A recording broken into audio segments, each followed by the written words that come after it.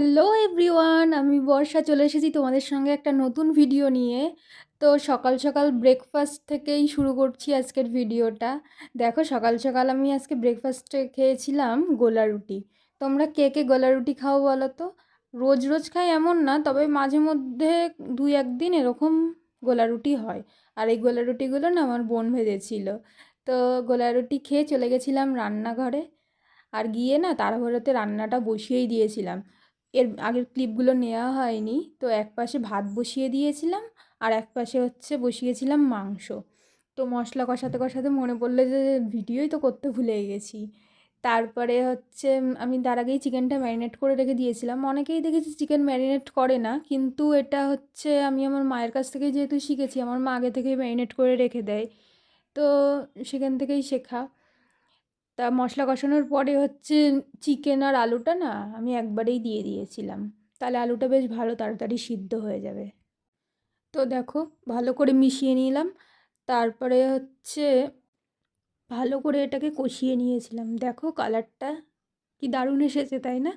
তো এখান থেকে আমি এক পিস কষা তুলবো, যেটা আমার বোনের জন্য। ও আমার হাতে রান্না খেতে বেশ ভালোই বাসে। তো এবারে খেয়ে দেখার পালা যে কীরকম হয়েছে। তো এটা এত গরম ছিল যে আমি ভাঙতেই পারছিলাম না।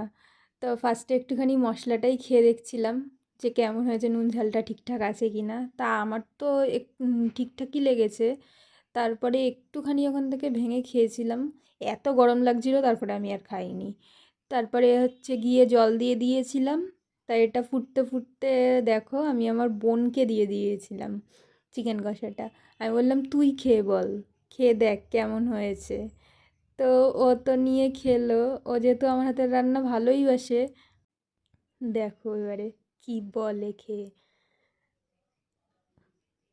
বলছে তো হেব্বি সুন্দর হয়েছে খেতে। আমি বললাম ঠিক আছে চল।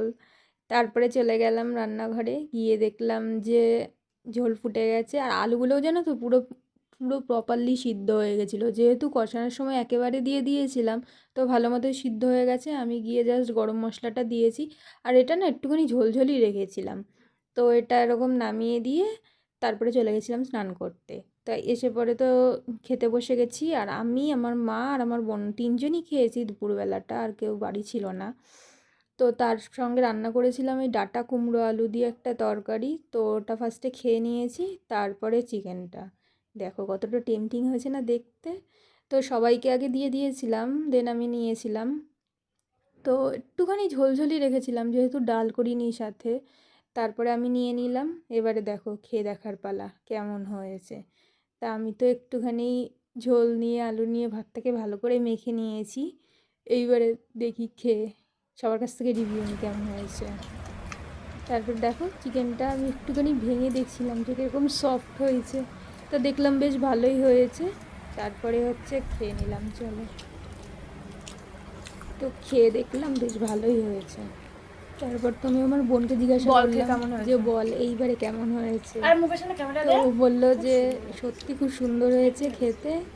তো ঠিক আছে, তারপরে খাওয়া দাওয়ার পরে একেবারে সন্ধেবেলায় জানো তো এই কফিটা করেছিল আমার বোন, আর পেঁয়াজিগুলো ভেজেছিলাম আমি, আর সিঙ্গারাটা বাইরে থেকে কিনে নিয়ে আসা হয়েছিল। সন্ধেবেলায় বৃষ্টি পড়ছিল, আর বৃষ্টির ওয়েদারে তো এই সমস্ত খেতে বেশ ভালোই লাগে। তো খেয়ে নিলাম। তো সন্ধ্যাবেলা অবধি আমাদের এইভাবেই কাটলো। তোমাদের কীরকম কাটলো দিনটা অবশ্যই কমেন্ট করে জানিও। টাটা।